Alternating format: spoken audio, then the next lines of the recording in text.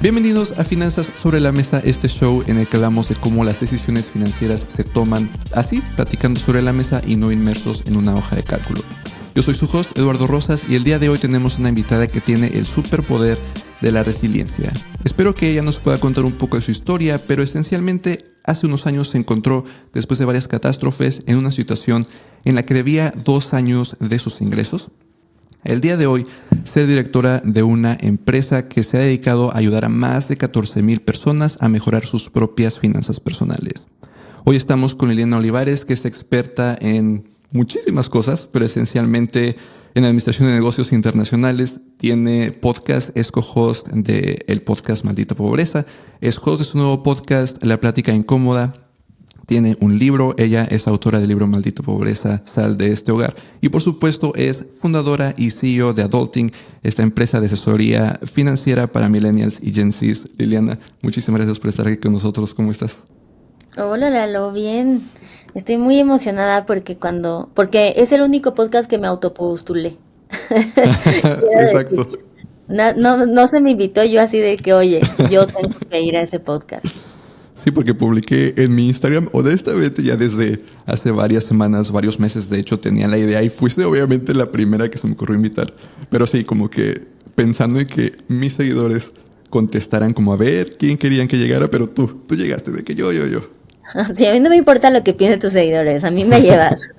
Oye, Lil, te iba a preguntar de entrada si eres supersticiosa. Un poco sí, en mi momento más esquizofrénico de la vida, sí no pongo mi bolsa en el suelo.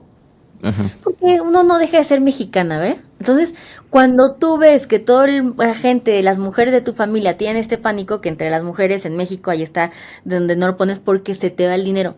Y yo digo, mira, yo no sé nada de esta vida. Lo que sí sé es que voy a agarrar todas las herramientas que existen en este universo para evitar que se me vaya el dinero. Por supuesto. Entonces, un poco sí. Esa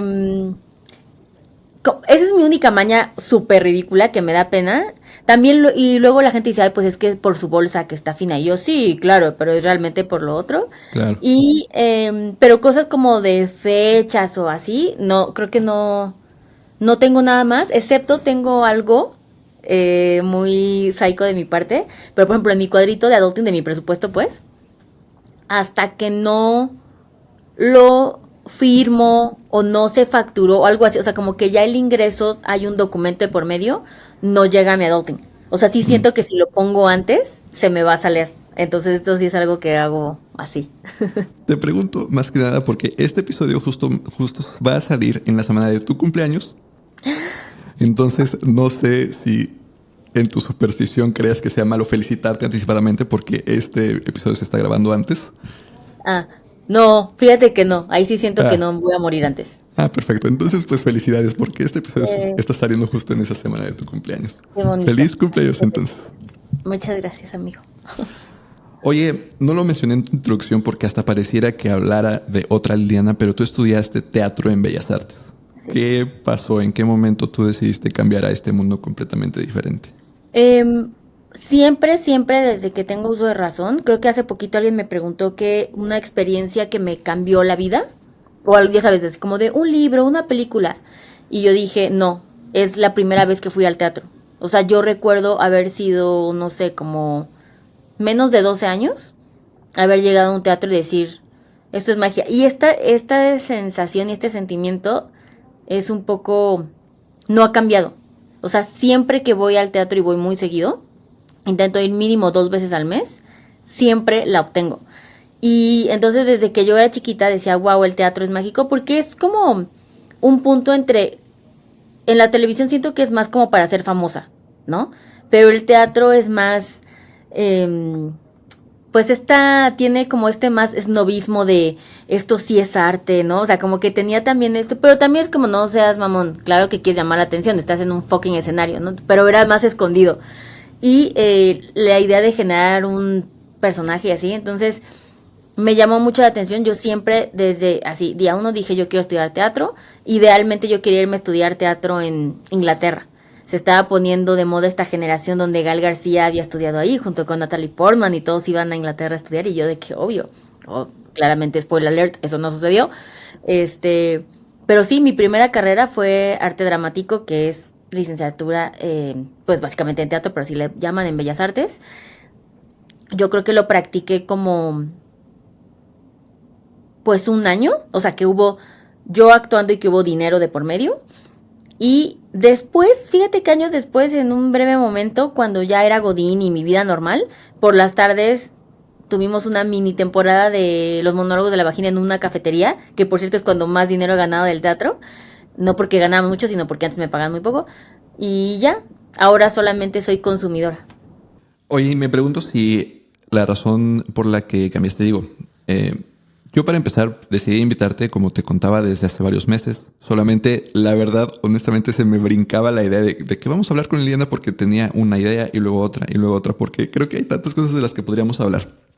Pero decidí finalmente hablar esencialmente de adulting. No necesariamente de la empresa adulting, sino del proceso, ¿no? De este, que en tu libro lo describes como ¿cómo lo pones? Como el dolor de crecer o algo parecido, ¿no? Ujú. Sí, significa eso la palabra. Y creo que eso ha sido tu vida. O empezó este proceso de adulting muy temprano, cuando eras niña, esencialmente a tus 17, cuando te embarazas de Mariano. ¿Eso tiene algo que ver con que hayas dejado el teatro o es un poco más, otra razón detrás? Lamentablemente es la razón. Como que, y yo creo que es de las más dolorosas, sin embargo no lo llevo como, ay, pinche vieja frustrada. Creo que incluso cuando quise que seguir haciéndolo como hobby lo pude hacer y eso siempre me... Como que el saber que soy alguien que puede volver a hacer algo no me pesa, ¿no? Me gustaría tener más tiempo y así, pero también digo, si en un momento quiero hacer algo yo sola y montar, lo haría, ¿eh? Aunque yo hice el ridículo, lo voy a hacer. Pero sí, definitivamente el sacrificio más grande que hice al adultecer fue dejar el teatro. Y sí, fue muy doloroso en ese momento porque me costó tanto trabajo dejar que me dejaran estudiar mis papás eso. Y me costó tanto trabajo entrar. También es un examen súper denso. O sea, desde que hasta para sacar la ficha y que te toque poder hacer el examen. Y muchísima gente aplica. Creo que más de miles y miles de personas en México. Y se quedan muy poquitas. O sea, en el salón eran 30 personas. ¿Sabes? O sea, como que eso sí fue difícil entre todas las cosas que tuve que dejar ir. Esa, por mucho, creo que sí es la más dolorosa.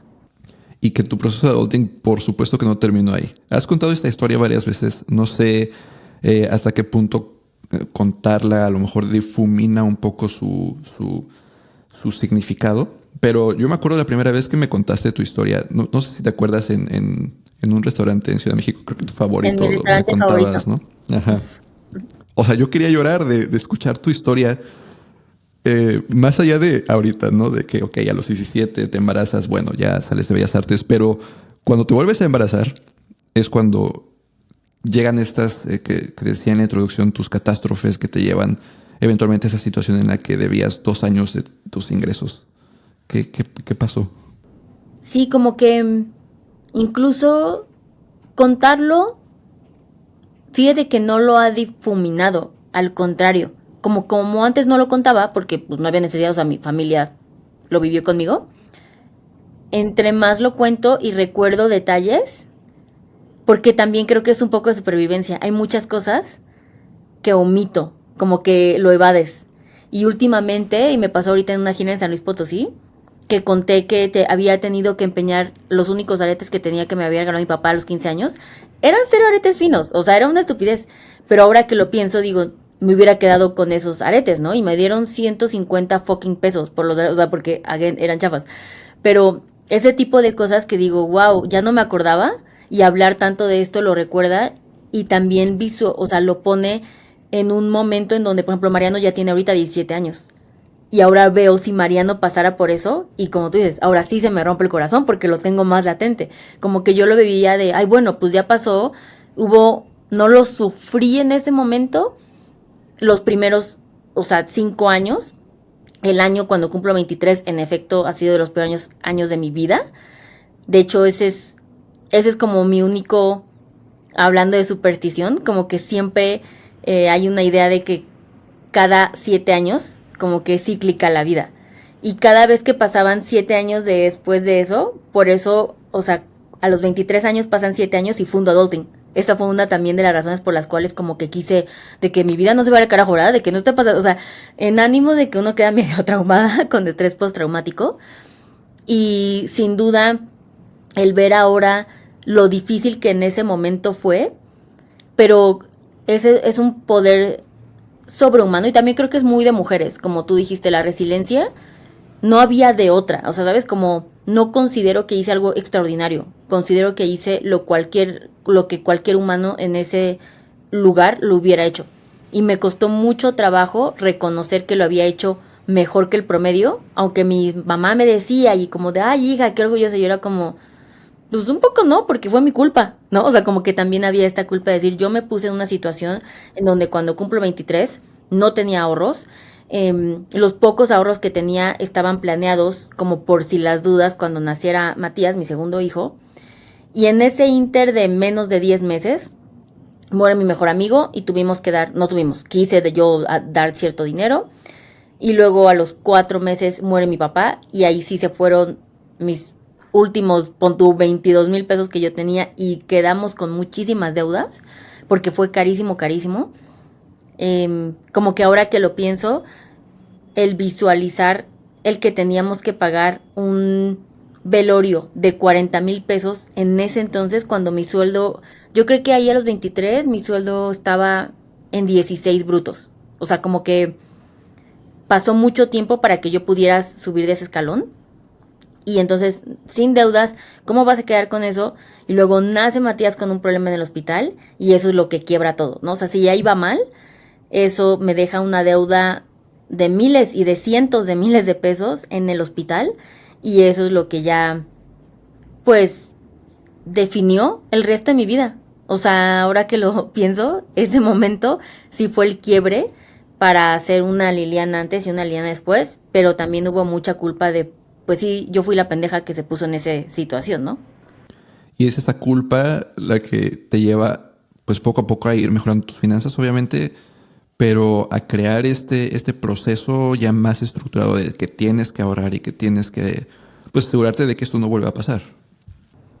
Ese es como mi moto de vida. O sea, como que ahí aprendí mi parte más amarga de haber sido adulta fue como Liliana aprendió que la vida te va a sorprender y que te van a pasar cosas culeras siempre. No porque quiera ser pesimista, sino porque esa es la vida misma, ¿sabes? O sea, yo creo que todos vamos a pasar por etapas difíciles y retos y menores, ¿no? O sea, para cada quien, pero van a suceder, o sea, es impredecible.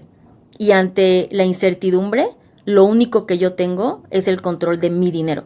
De eso sí no va a volver a ser impredecible o no va a haber ambigüedad, ¿no? Entonces, pues por eso me volví una obsesiva que hizo no solamente un súper presupuesto, control conmigo, sino para miles de personas más. O sea, ese es el nivel de obsesión que tengo, ¿no? O sea, crear una empresa, porque eso ha pasado recientemente.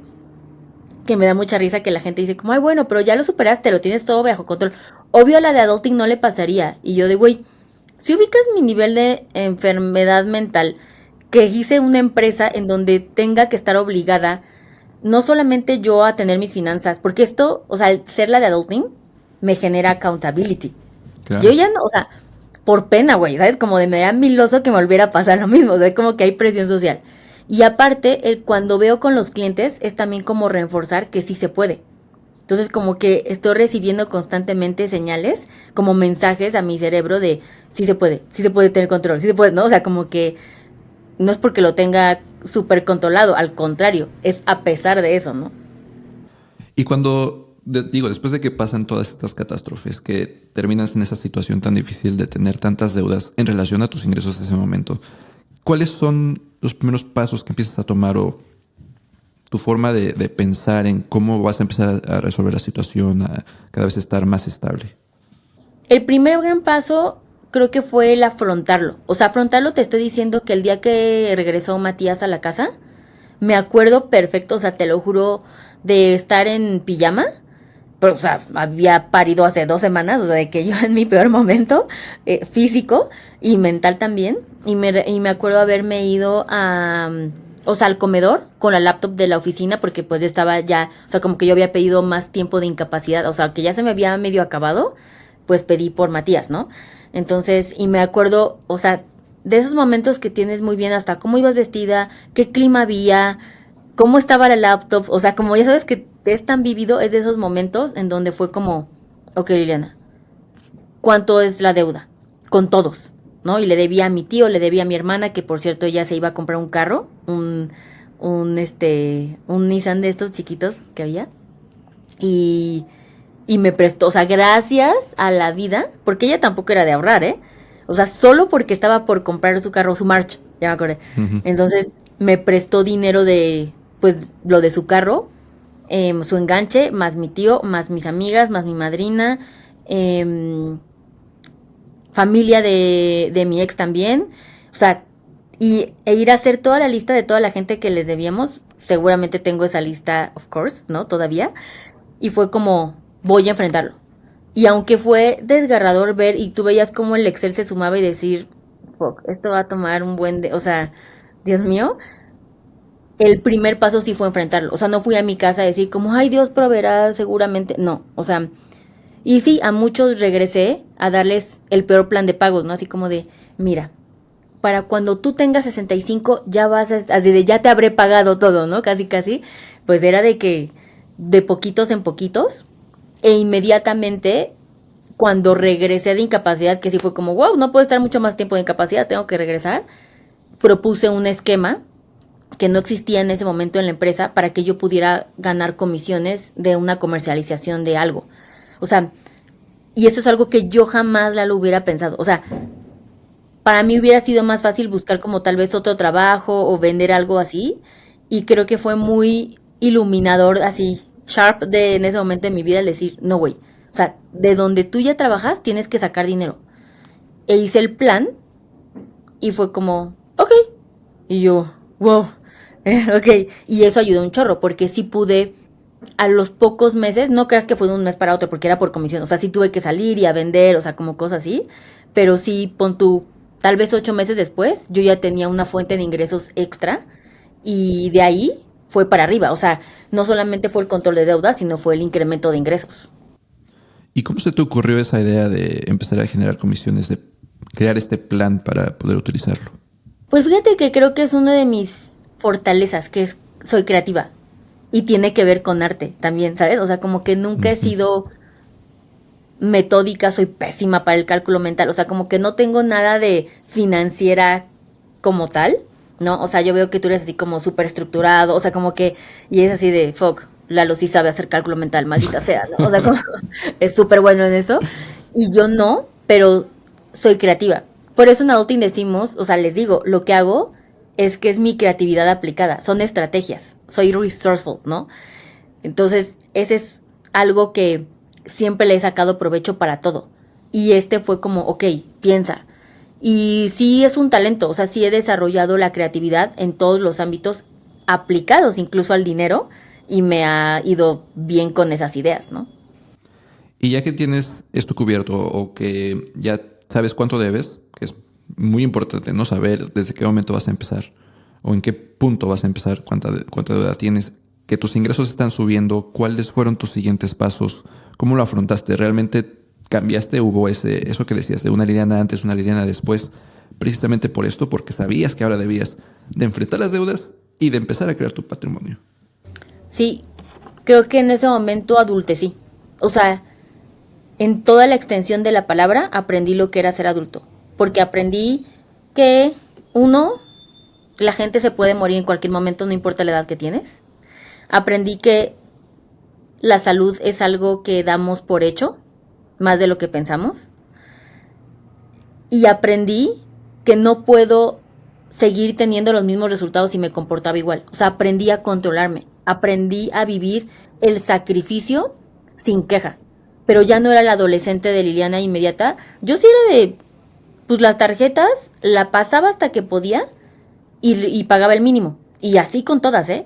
O sea, el que por primera vez era como, no, güey, tienes, o sea, literalmente esto es lo que tenemos. Los 1,000 pesos para comer más los vales, ¿no? Que juntábamos. Y apegarnos a eso. O sea, si yo quería ir a un restaurante, aprendí, en ese momento existía Groupon, ¿te acuerdas? Cuando llegó a México. Sí, claro. Y era de que en la parrilla leonesa siempre había esa, de que los 3 buffets y solo pagabas uno y entonces logramos comer de que los tres, bueno, Matías era un bebecito, los tres por 200 pesos. O sea, fue el tomar responsabilidad y que sí hubo sacrificio. Y un chorro de sacrificio. O sea, me perdía yo salidas, viajes, hasta la fecha siempre les digo mucho. Hay muchas anécdotas de mis amigas que yo, pues es como, no estuve ahí, ¿no? Ujú. Que en ese momento era frustrante, que hoy no me arrepiento, pero aprendí a postergar la necesidad de solo ser feliz en ese momento porque ya era un momento, o sea, ya estaba grave el asunto, ¿no? Mejorar nuestras finanzas es un proceso arduo que involucra diferentes pasos. Planear nuestros gastos, hacer un presupuesto, pagar nuestras deudas, ahorrar en el corto, en el mediano plazo, en el largo plazo, ahorrar para nuestro retiro, invertir, incluso generar nuevas fuentes de ingreso. Mi curso de finanzas personales puede llevarte de la mano en todo este proceso. Vas a aprender desde las matemáticas básicas necesarias para administrar tus finanzas, el uso de hojas de cálculo para llevar el control de diferentes aspectos de tu vida financiera, hasta todo esto que te menciono: pagar tus deudas, crear un presupuesto, ahorrar, invertir, generar nuevas fuentes de ingreso. Puedes encontrar mi curso de finanzas personales junto con algunos otros cursos en cursos.eduardorosas.mx y utilizar el cupón podcast para obtener un descuento de 30% en tu inscripción. Eso es cursos.eduardorosas.mx y utilizar el cupón podcast al momento de hacer el pago de tu inscripción. ¿Y cómo aplicas ahora todas estas enseñanzas, no solo en tu vida de Liliana, de a lo mejor todas estas que todavía mantienes, pero a lo mejor justo ahora en adulting para que otras personas puedan hacer más o menos lo mismo? Es difícil porque quiero, nadie experimenta en cabeza ajena es real, ¿no? O sea, aunque yo te diga todo esto, pero no tengo otra cosa más que mi herramienta más poderosa es mi caso y la repetición de él. ¿Sabes? Como para mí es bien importante que digan, siempre lo utilizamos en una forma de empatía. O sea, es muy poderoso cuando nosotros llegamos con el cliente y le decimos, sí, ya sé que quieres comprar eso y ya sé que estás sacando un crédito para consolidar y estás pensando en sacar el crédito de un poquito más para que te alcance a comprar lo que tú quieres, pues total ya te estás endeudando y ya estás haciéndote responsable. O sea, trato de ganar sus justificaciones mentales que se están haciendo porque ya me las conozco, porque yo he sido persona y entonces decir como, ay, maldita sea, Liliana nos puso en evidencia, ¿no? O sea, como de, en efecto soy esa persona. Y también darles herramientas logrables y hacerles muy presentes sus wins. O sea, en adulting constantemente es como, ¿ves? Ya tenemos el 30% de nuestro fondo de emergencia. ¡Wow! Esto nunca lo hubieras hecho. O sea, como que, como niños chiquitos, ¿no? Casi es así de, sí, güey, lo estoy viendo en el Excel. Y yo, no.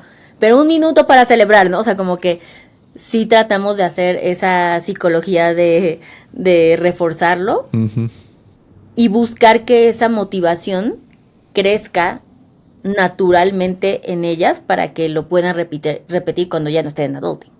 ¿Y cómo te ha ido con eso? Porque yo siempre, digo, en el canal, en mi contenido, hablo mucho también de esta necesidad de la psicología y de que, pues en la introducción del capítulo, no es solo la hoja de cálculo, sino realmente, digo, cómo nos comportamos cuando sucede cierta situación. En mi caso, que hablo tanto de inversiones, es hablar de, ok, sí, ahorita está subiendo algo, pero no quiere decir que así va a seguir para siempre y ahí tienen que ir todos y cosas por el estilo. ¿Realmente te funciona hacer como refuerzo de que sí están haciendo las cosas bien y sí estás logrando esto para que sigan adelante ya después de adulting? Sí, o sea, nuestra tasa de éxito es muy alta, está arriba del 93%, que al menos, o sea, el 93% de las personas que llegan al menos cumplen una de sus 3 metas. Y creo que ya el ir y acercarte a inscribirte a un programa, ya sea el personalizado o el curso de Next Level, muestra un compromiso. Siento que ya tengo un cliente más con apertura para que yo pueda llegar y hacer este trabajo, ¿no? También hay mucho cliente que me ha pasado que llega a adulting y que creen que porque pagaron, mentalmente ya bajó la ansiedad y se va a hacer solo. Y entonces lucho contra eso, porque es como de, uy, pues a ver cómo lo vas a lograr tú. Y yo como, no, mi vida, Ujú. pagaste, yo soy el 10% responsable en la estrategia y mi creatividad, el 90% eres tú. Entonces como, si hay esa resistencia que muchos puedan hacerlo ver así, como que me usan como mejoralito, ¿sabes? Y no es como que realmente lo quieran. Y luego si algo sale mal es como, ¿mm? Mm. En adulting y es como de, no, no, no, a ver, se puso la estrategia, no la seguiste, ¿no? Pero en su mayoría sí funciona y te digo, al final ya están con esta apertura a querer hacer algo distinto y el trabajo que eso lleve. Cuando estás hablando con esas personas, o en general de dinero, apenas ayer se lanzó o se publicó en Podimo Sí. de tu show, nuevo show de La Plática Ujú. Incómoda, donde hablas sobre dinero específicamente, ¿no? Que empiezas el capítulo diciendo que no querías que el dinero fuera uno de los temas de los que hablaras de La Plática Incómoda, pero que tuviste que hacerlo.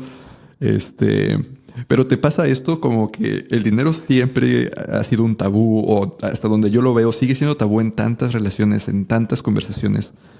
¿Qué tanto eso todavía es cierto, incluso para las personas que están en adulting buscando la ayuda? De que quizás, no sé, no te cuenten toda su situación y entonces no los puedas ayudar completamente o algo así.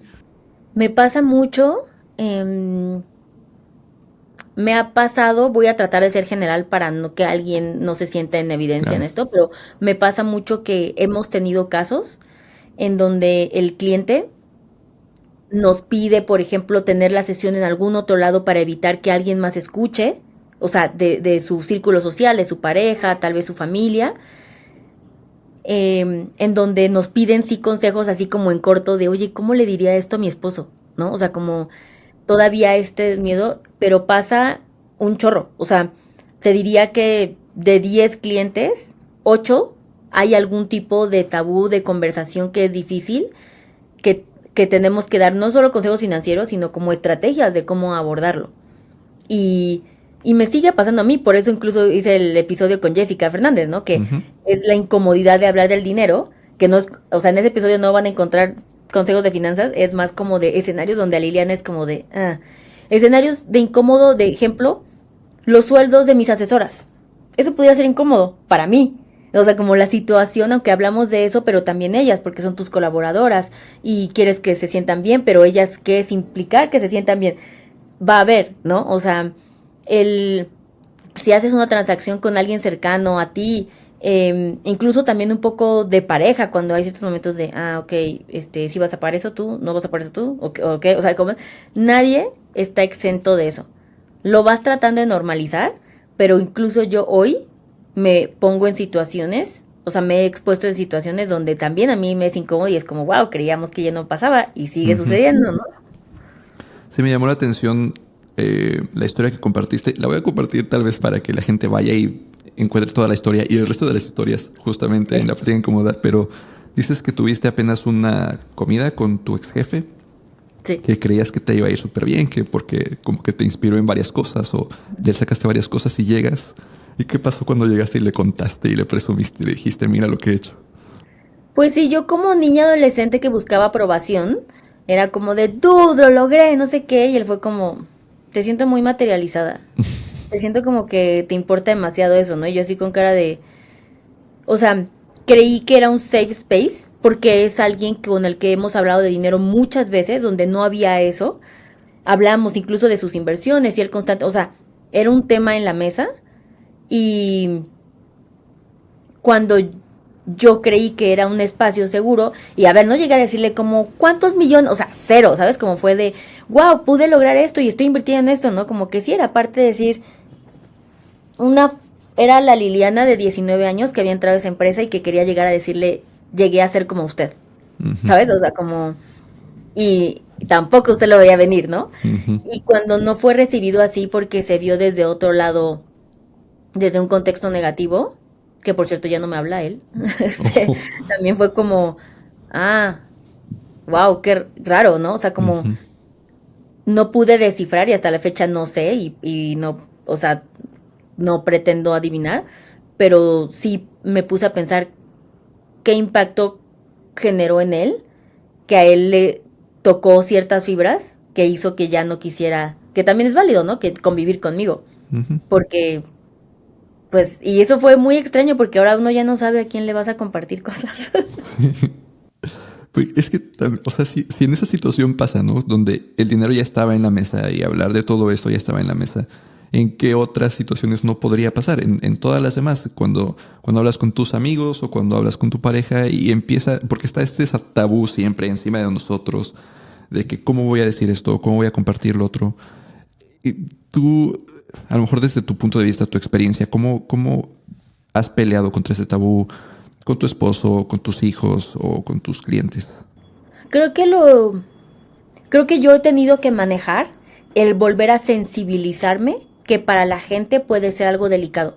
Como yo también lo veo a veces ya tan normal, pudiera yo ser muy franca y el otro es como de, wow, a ver, espérate. Y luego yo digo, ah, claro, ¿verdad? Ellos me hablan de dinero todos los días, 30 horas al día, ¿no? Casi, casi.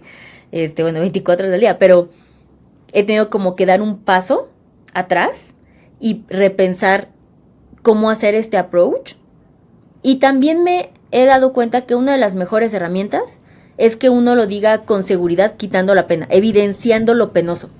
Eso es una técnica que en general yo utilizo para muchas cosas, ¿eh?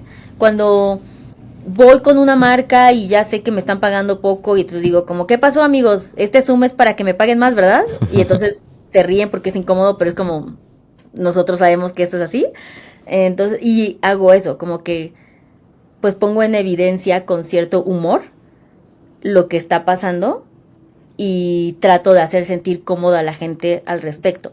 Y dos, ya pienso dos veces quiénes son las personas que yo genuinamente siento que se van a alegrar, no lo van a tomar mal y que me conocen tan bien que saben lo que significa. Y cuando digo eso es como, saben que a la Liliana de 17 años esto le sigue impactando como algo impensable, que por eso lo está celebrando, porque para mí sigue siendo increíble de, esto está muy extraordinario, o sea, no, no es como, ah, yo nací millonaria, ya se me olvidó la vida, es como, no, claro que o sea, sí te acostumbras rápido a lo bueno, pero no se te olvida, y entonces hago mejor, sí, como evaluación de esa gente.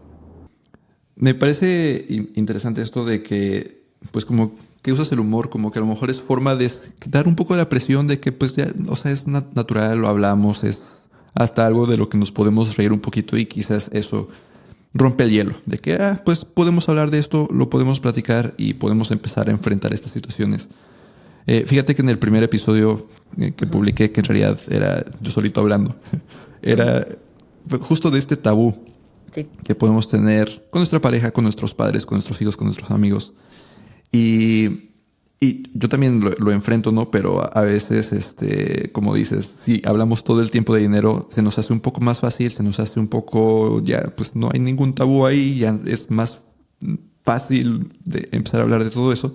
Pero efectivamente, no llegas con tus clientas o llegas con tu pareja o llegas con tus papás y es como, vaya, aguántame, esto yo nunca lo toco, es algo tan privado mío que siempre he ocultado que hace tan difícil la situación, pero eso mismo como que empieza a desencadenar otros problemas, que si no estamos hablando por ejemplo de parejas, de que pues si no sabemos qué deudas se tienen, cómo vamos a en conjunto ir hacia nuestros propios objetivos, o cómo vamos a repartirnos los gastos si nunca hablamos de dinero, o cosas por el estilo. Seguramente a Liliana no le pasa porque pues Liliana es adulting y todo, pero no sé, cuéntanos si te ha pasado o has visto algo en relación a esto. ¿Sabes qué? Creo que lo importante, digo, sí, aparte de lo obvio de saber los números y todo eso, yo aprendí a la mala que es un indicador de tu pareja. Y si tú, o sea, para mí está asociado con que, oye, es alguien que no está ahorrando, es alguien que se endeudó a lo menso, o sea, que te está siendo impulsivo, no, para mí no lo descarto como pareja, pero sí descarto el que tal vez pudiéramos hacer proyectos juntos, porque es alguien que parece que es vulnerable a no quedar bien con ciertos proyectos que tomamos en conjunto, ¿no? Entonces, si yo sé eso de mi pareja, mi decisión financiera también cambia. Es como, ok, pon tú, comprar algo, ¿no? O sea, un terreno, un departamento, lo que sea, o sea, algo así de grande. Y tú no confías que tu pareja va a ser reliable, ¿no? Y vas a poder confiar en que entre al quite. Yo hoy aprendí, y se los digo que a la mala, en donde viví una experiencia en donde no entró al quite y yo me desestabilicé, y no hace mucho tiempo, financieramente o sea, económicamente, porque contaba con eso. Y yo debía haber visto los red flags de, güey, ¿qué te hizo pensar si de todos modos, si tiene deudas? O sea, es como, si de repente tengo una pareja en donde, sí, yo veo que es ordenado, que sus deudas las tiene controladas, que piensa sus ahorros, me hace sentir segura para decir, ok, hagamos algo en conjunto. Porque lo tomo más como a un nivel de decisión personal, ¿no? O sea, y siempre cuido mucho, y esto es como un consejo, sobre todo para mujeres, que también lo aprendí a la mala, no hace mucho tiempo, hace 4 años, no vuelvo a rentar una propiedad en donde yo no pueda pagarla yo sola. Mm. O sea, eso sí fue como, quedé como estúpida. O sea, ya tenía yo adulting y quedé como estúpida, ¿sabes? O sea, qué chistoso. Y fue muy estresante cuando me volvió a pasar.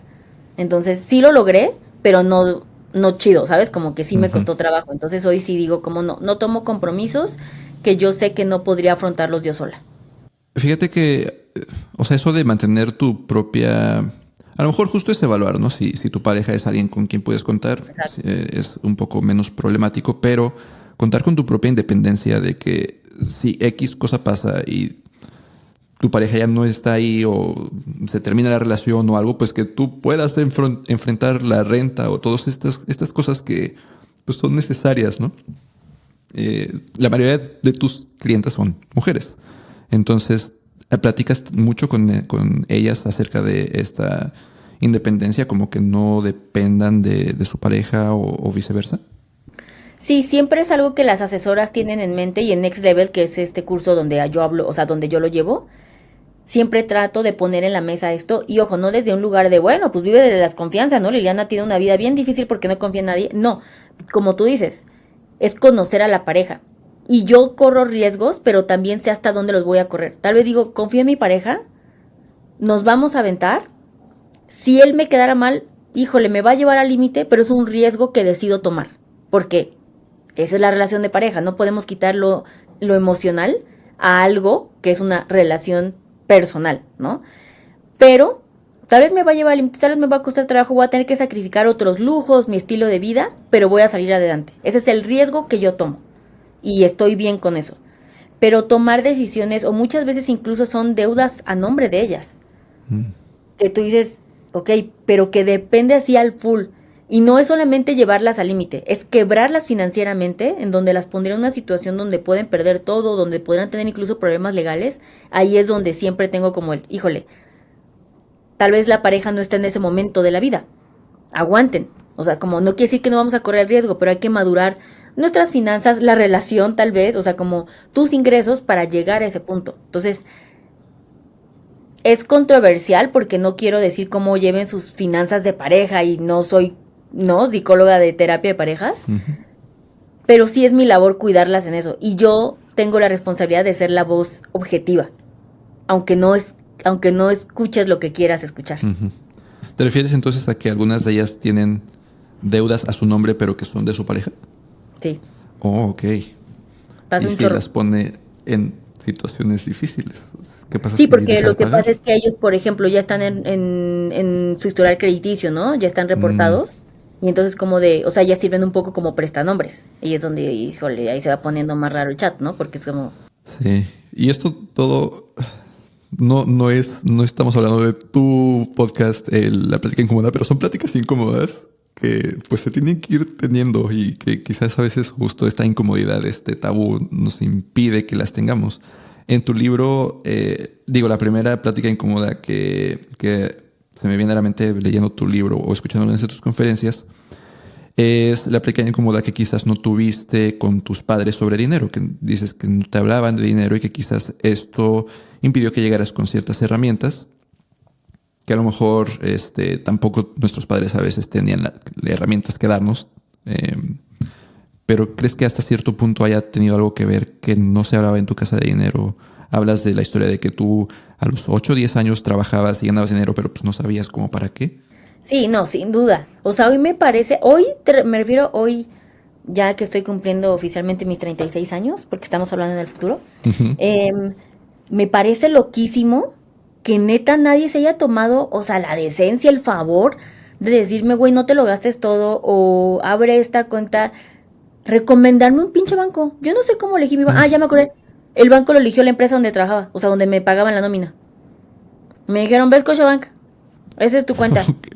Y digo, ok, pues ahí Ajá. abrí porque les quedaba.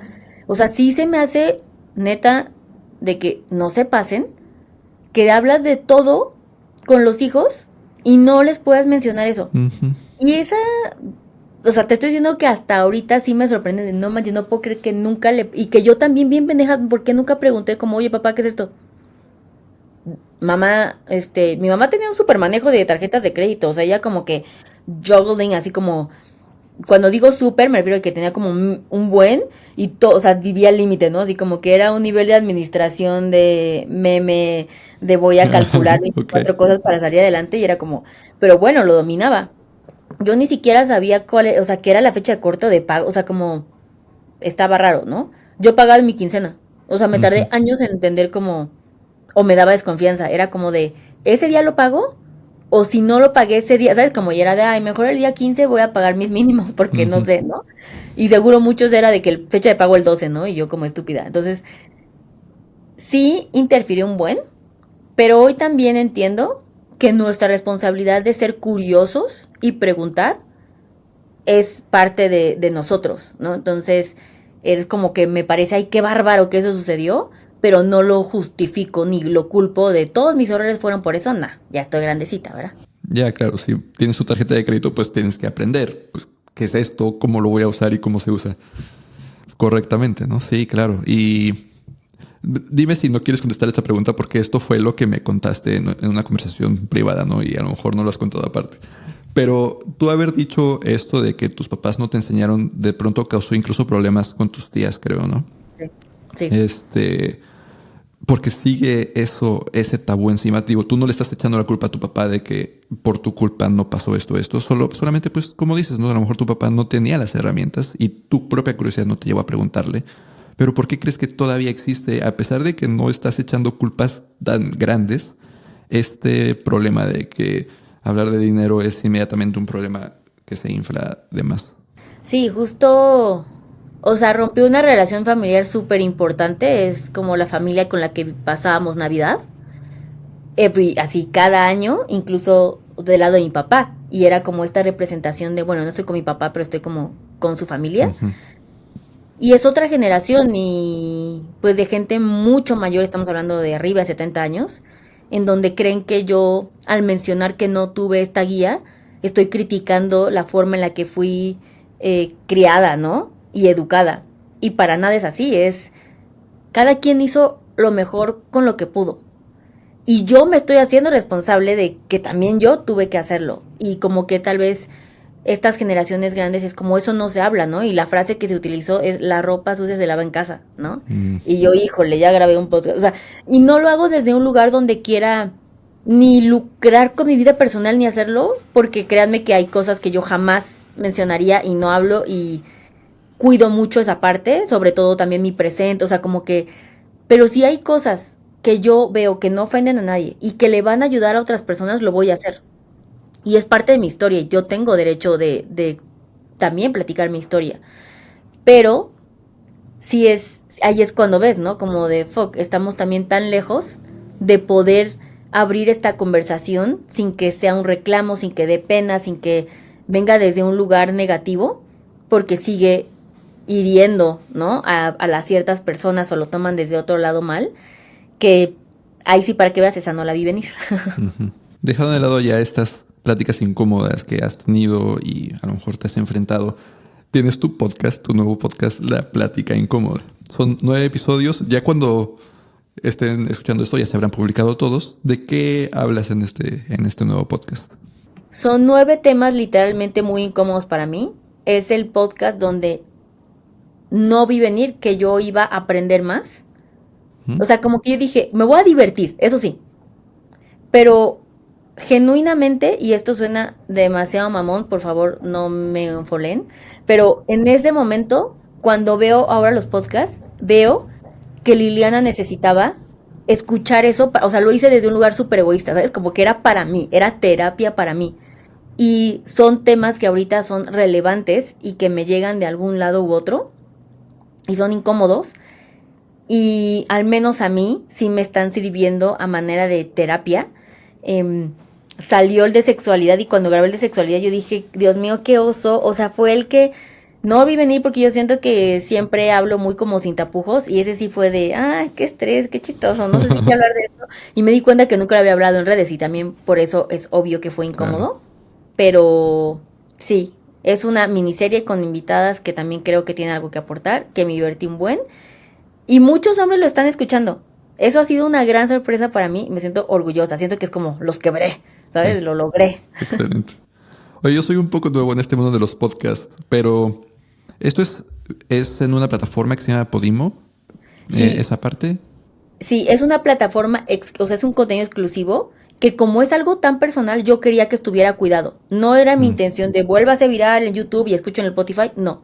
Es para gente que quiere escuchar este contenido, que básicamente me quiere tanto que va a agarrar la prueba gratis, no les va a costar 45 días, los puedes escuchar los 9 episodios ya gratis, pero que sí incluye el puta, tengo que descargar la plataforma y todo eso que odiamos y va a requerir 7 minutos de su tiempo. Pero esa era la forma en la que yo me sentía segura de hacerlo. Podimo es una plataforma de suscripción. Después de los 45 días cuesta 99 pesos. Pero tiene contenido muy top. O sea, ¿sabes? Como muy... Lo siento el HBO del audio. Y a mí mm, me gustaba la idea de hacer esto de mi vida ahí. claro.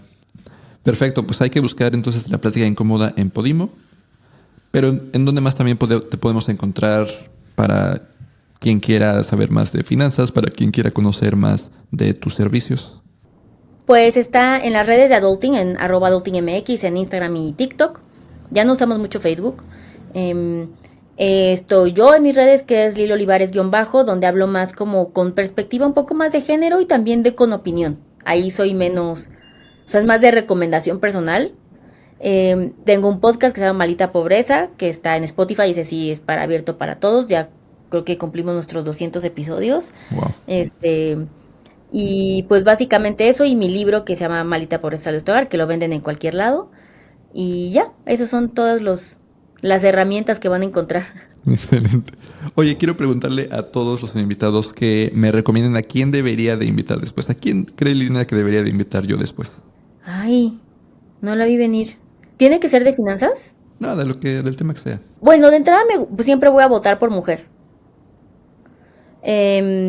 Porque creo que hay pocos espacios para eso. Ujú. Bueno, donde se mezclen las audiencias. Y me gustaría alguien que no haya ido a muchos podcasts antes, pero que sea súper especialista en un tema. Por ejemplo, es que su nombre está Norma Granados, Ujú. que escribió un libro que se llama, habla de la brecha salarial, se me olvidó su nombre, y es una mujer que trabaja en la Secretaría del Trabajo de Nuevo León, y es súper, así que tiene una data súper interesante, Oh, ok. y es esta, o sea, me gusta escucharla, creo que todos se beneficiarán de ella. Excelente, sí. Suena muy bien. Pues Liliana, muchísimas gracias por haber estado aquí con nosotros. Ya nos dejaste tus redes. Espero que ahí encuentres un poquito más de seguidores después de que escuchen este episodio. Muchísimas gracias de nuevo por haber estado aquí. Mil gracias a ti, te cueme.